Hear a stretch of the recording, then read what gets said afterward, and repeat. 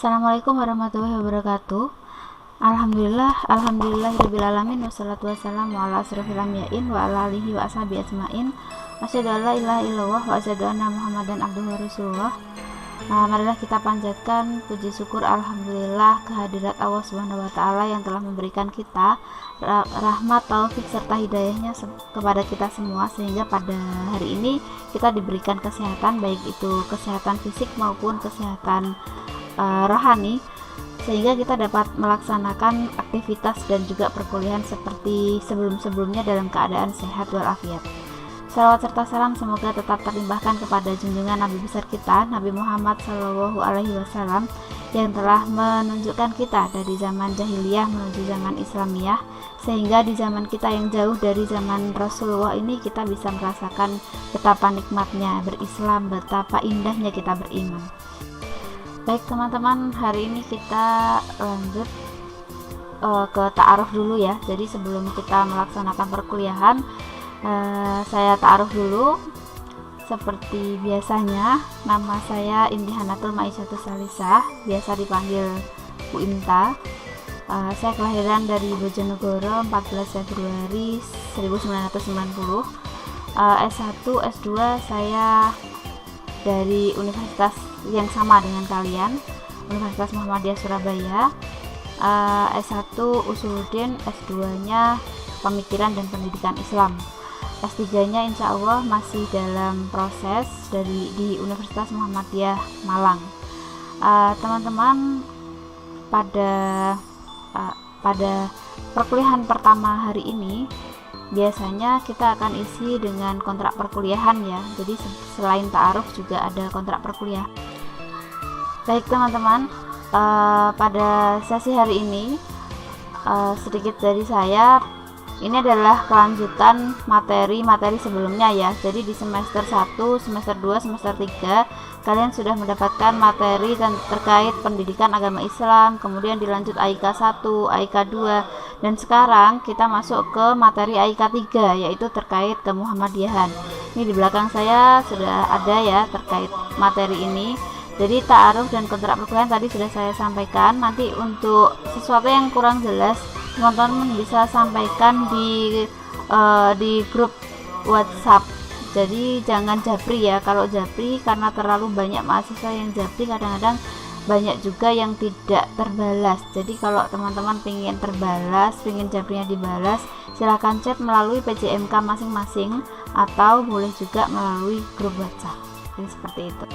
Oke, untuk tata tertib perkuliahan saya bacakan. Yang pertama, kehadiran minimal 80%. Kalau kurang dari 80% dari total kehadiran 14 kali, maka mahasiswa wajib melakukan penugasan sebelum mengikuti UAS.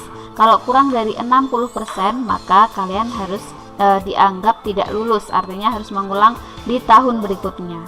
Kemudian berikutnya, jika berhalangan hadir harus ada surat keterangan yang jujur bisa dipertanggungjawabkan.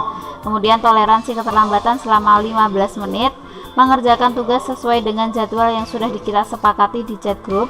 Kemudian selama perkuliahan berlangsung tidak ada HP yang digunakan untuk telepon-teleponan, tapi HP digunakan untuk perkuliahan. Terus kemudian selama perkuliahan pakaiannya harus wajib sopan dan rapi. Untuk mahasiswi harus menutup aurat dengan berkerudung. Dan terakhir membaca Al-Quran. Baik, untuk tata tertib perkuliahan sudah. Jadi tadi yang terakhir membaca Al-Quran 15 menit itu dilaksanakan sendiri-sendiri ya di rumah. Selanjutnya ada strategi pembelajaran teman-teman. Nah ini silahkan dibaca. Strategi pembelajaran ada pendekatan dengan CTL dan juga SCL. Kemudian modelnya cooperative learning, direct instruction. Terus kemudian metodenya studi literatur, diskusi, tanya jawab, dan presentasi. Itu seperti yang biasa kita lakukan. Jadi kalau menggunakan SCL itu student center learning, artinya teman-teman itu pembelajarannya berpusat pada mahasiswa, artinya mahasiswa nih yang harus benar-benar menjadi pusat studi. Jadi kalian presentasi, kalian mengupas isi dari materi yang saya berikan sampai pada tahap tanya jawab. Baik, selanjutnya teman-teman, ini materi kemuhammadiyahannya ya. Jadi materi yang pertama dibahas oleh kelompok pertama, kita akan membahas terkait pemurnian dan pembaharuan di dunia muslim. Ada 4 poin yang akan kita bahas nanti. Ya, ini ada 4 poin yang saya tulis di background saya. Jadi nanti saya akan kirimkan biar lebih file mentahannya ya, biar teman-teman bisa belajar di sini. Kemudian yang kedua, kelompok yang kedua juga ada berapa ini? 4 materi juga. Jadi materinya terkait dakwah Islam di Nusantara dan masuknya Islam ke Nusantara. Ada 4 poin juga, ada teori masuknya, terus proses, kemudian sampai ke 4. Catatan untuk kelompok yang kedua, jangan sampai salah Islam Nusantara ya, tapi masuknya Islam ke Nusantara, maksudnya ke Indonesia. Jadi ada banyak kelompok kedua ini mesti keliru yang dibahas terkait Islam Nusantara. Jadi kita nggak bahas ke sana. Baik, kita lanjut ke kelompok 3. Kelompok 3 akan membahas tentang sejarah berdirinya Muhammadiyah. Jadi ada 4 poin juga yang kita bahas di sini, mulai dari faktor objektif, faktor subjektif, kemudian profil Kiai Ahmad Dahlan, pemikiran Kiai Ahmad Dahlan. Saya sarankan untuk kelompok 3 ini bisa kita lanjutkan dengan nobar ya, nonton bareng film Sang Pencerah. Sang Pencerah. Jadi agar teman-teman bisa lebih leluasa mempelajari seperti apa sih berdirinya Muhammadiyah. Jadi seperti itu. Nah, kelompok 4 dilanjutkan. Kelompok 4 ada matan keyakinan dan cita-cita hidup Muhammadiyah. Biasanya kita bahas ini terkait MKCHM. Jangan salah dengan mantan ya. Kita tidak membahas mantan di sini, tetapi matan keyakinan. Ada 4 poin juga, yaitu cita-cita Muhammadiyah, Islam dalam keyakinan Muhammadiyah, pemikiran, kemudian bidang akidah dan seterusnya. Bisa dipahami ya teman-teman. Oke, selanjutnya ke kelompok berapa ini? Kelompok 5 dan 6. Kelompok 5 akan membahas terkait kepribadian Muhammadiyah. Ada 4 poin juga yang kita bahas. Hakikat Muhammadiyah, kemudian dasar amal usahanya, pedoman amal usaha, terus kemudian sifat Muhammadiyah itu seperti apa. Kemudian dilanjut ke kelompok 6. Kelompok berikutnya Muqaddimah, AD dan ART Muhammadiyah. Ada berapa ini? Oke, ada 4 poin juga. Muqaddimah, anggaran dasar, terus kemudian identitas, kemudian apalagi nih, keanggotaan dan keorganisasian Muhammadiyah. Di sini teman-teman harus bisa menjelaskan terkait isi Muhammadiyah itu seperti apa. Apa isinya cuman main-main aja atau cuman kumpul-kumpul aja? Oh, ternyata dalam Muhammadiyah itu ada banyak gerakan-gerakan dan program kerja di mana sebelum mereka mengadakan harus ada ini dulu. Jadi seperti itu. Baik teman-teman, alhamdulillah setelah kelompok 6 selesai, kita akan ujian tengah semester ya. Setelah ujian tengah semester kita lanjutkan materi ke kelompok 7, yaitu Muhammadiyah sebagai gerakan Islam yang berwatak tajdid dan tajrid. Ini sangat penting sekali kita bahas karena terkait tajdid dan tajrid itu banyak sekali ilmu-ilmu atau wawasan-wawasan yang akan kita dapatkan dari sini, karena ada banyak gejolak di masyarakat sekitar kita terkait pemahaman tajdid dan tajrid ini. Nggak banyak orang yang tahu. Jadi teman-teman kelompok 7 ini PR-nya besar ya, PR-nya besar banget, harus bisa memahamkan teman-temannya terkait pemahaman Muhammadiyah dalam pelaksanaan tajdid dan tajrid. Karena nggak semua orang, nggak semua mahasiswa juga paham, sehingga kita harus benar-benar memahami ini agar bisa menjawab nanti di masyarakat seperti apa maksudnya. Nah, untuk menjawab berbagai pertanyaan yang ada di masyarakat kita akan membahas materi tentang tajdid dan tajrid. Ini ada 5 poin yang akan kita bahas. Yang pertama, pengertiannya tajdid dan tajrid sendiri apa, kemudian modelnya seperti apa, terus kemudian model gerakan keagamaannya seperti apa, maknanya apa saja, dan gerakan tajdid dan tajrid pada 100 tahun kedua. Nah, ini lumayan banyak banget ya yang dibahas. Kemudian dilanjutkan ke kelompok 8, Muhammadiyah sebagai gerakan sosial. Ini ada 4 materi juga. Dan nanti materinya apa saja tetap saya akan kirimkan juga file mentahannya agar teman-teman bisa mempelajari. Ini cuma saya kasih pengantar aja. Jadi sebagai gerakan sosial itu tugas-tugasnya apa saja sih? Ternyata banyak banget ya, nggak cuma 1-2 aja tugas Muhammadiyah di Indonesia itu seperti ini. Oke, untuk kelompok berikutnya setelahnya tadi ya, Muhammadiyah sebagai gerakan pendidikan. Nah, ini ada 5 poin yang akan kita bahas. Faktor yang melatar belakangi gerakan Muhammadiyah itu apa saja. Kemudian cita-cita pendidikan Muhammadiyah itu apa?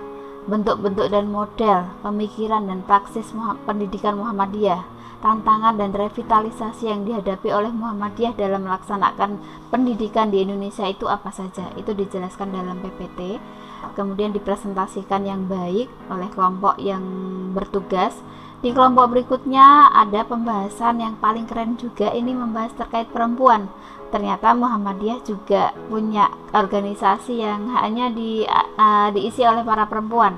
Di sini materinya tentang Muhammadiyah dan pemberdayaan perempuan. Ini penting banget ya dikuasai oleh Muhammadiyah. Jadi ini kelompok berikutnya akan bahas tentang pemberdayaan perempuan dalam Muhammadiyah. Baik, kita lanjutkan ke kelompok 11, yaitu Muhammadiyah sebagai gerakan ekonomi.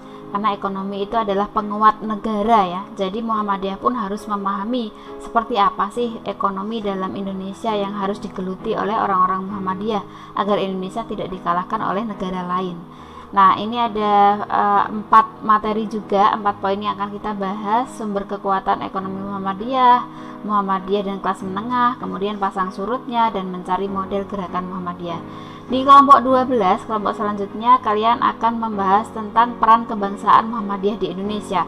Bagaimana sih jihad politik Muhammadiyah yang dilakukan oleh Muhammadiyah untuk menguasai Indonesia agar dimiliki oleh umat Islam tentunya, agar tidak dikuasai oleh bangsa-bangsa sekuler. Maka Muhammadiyah harus memiliki yang namanya jihad politik. Jadi teman-teman nanti akan membahas 4 hal yang dimiliki oleh Muhammadiyah ya. Oke. Jadi peran kebangsaan Muhammadiyah ini terkait tentang perpolitikan. Memang kita akan mengupas sedikit terkait politik yang pernah kita bahas di materi PAI ya. Jadi penting banget karena bangsa-bangsa sekuler yang tidak berlandaskan agama Islam, mereka juga ingin sekali menguasai Indonesia. Jadi agar Indonesia tidak dikuasai oleh orang-orang seperti demikian yang anti-Islam, maka Indonesia harus dipegang dan dikuasai dengan cara ilmu perpolitikan yang dikuasai oleh orang-orang Muhammadiyah. Jadi di sini ada 4 poin yang akan kalian bahas dan nanti dilanjutkan dengan materi diskusi tanya jawab. Jadi setelah presentasi nanti teman-teman harus sebanyak-banyak mungkin ya materi terkait Muhammadiyah ini banyak ditanyakan agar tidak terjadi salah paham dan simpang siur di masyarakat kita. Jadi seperti itu. Nah, ini untuk kelompok terakhir, kelompok 13, ini akan membahas tentang makna dan manfaat mempelajari pergerakan Muhammadiyah. Jadi selama 1 semester kita sudah belajar beberapa poin, maka kelompok 13 ini harus bisa mengambil makna dan manfaat dari 12 kelompok sebelumnya. Apa saja sih makna-makna atau manfaat-manfaat yang kalian dapatkan setelah mempelajari kemuhammadiyahan? Karena dari kemarin yang banyak sekali pro dan kontra dengan Muhammadiyah, ada juga oknum-oknum yang menyalahkan Muhammadiyah, memfitnah Muhammadiyah, bahkan memfitnah tokoh-tokoh Muhammadiyah dengan kata-kata yang sangat tidak mengenakan. Maka dengan mempelajari kemuhammadiyahan, teman-teman bisa tercerahkan lah ya terkait kemuhammadiyahan. Jadi tidak hanya kalian yang orang sudah Muhammadiyah, tetapi yang belum Muhammadiyah juga harus punya wawasan terkait Muhammadiyah agar tidak termakan isu atau gosip-gosip yang beredar di sekitar kalian. Jadi seperti itu. Nah teman-teman, itu pemaparan sedikit dari saya terkait materi perkuliahan selama 1 semester ke depan ini nanti Muhammadiyahan. Jadi jangan takut kalau ikut perkuliahan Muhammadiyah nanti harus dimuhammadiyahkan. Kalau yang belum Islam nanti akan diislamkan. Jangan takut seperti itu ya teman-teman. Jadi kita hanya belajar bersama agar menemukan titik terang. Kenapa sih Muhammadiyah melarang ini, melarang itu, mengharuskan ini, mengharuskan itu, dan kalian tidak terjebak dengan gosip-gosip atau isu-isu yang beredar mengenai Muhammadiyah yang serba jelek, yang serba buruk. Apa-apa nggak boleh, dikit-dikit haram, dikit-dikit bid'ah, kan banyak seperti itu.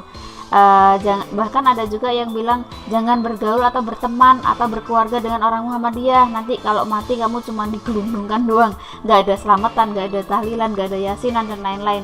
Jangan suka sama orang Muhammadiyah, nanti seperti ini. Nah, hal seperti itu tuh banyak sekali terjadi ya. Oke, mulai sekarang nggak takut ya untuk belajar tentang materi kemuhammadiyahan, karena kita akan serba terbuka. kita akan lakukan tanya jawab. Jadi semua yang ada di unek-unek kalian silahkan kalian tanyakan. Itu saja teman-teman dari saya untuk pengantar mata kuliah AIK 3. Kurang lebihnya saya mohon maaf. Kalau ada yang ingin ditanyakan boleh kita lakukan di kolom chat untuk mengenai perkuliahan selanjutnya.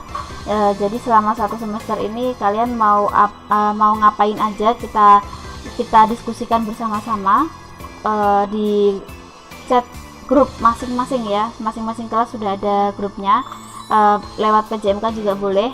Itu saja, semangat belajarnya meskipun kita dalam keadaan pandemi dan harus perkuliahannya harus daring seperti ini.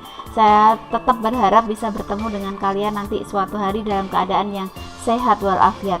Billahi taufiq wal hidayah. Wassalamualaikum warahmatullahi wabarakatuh.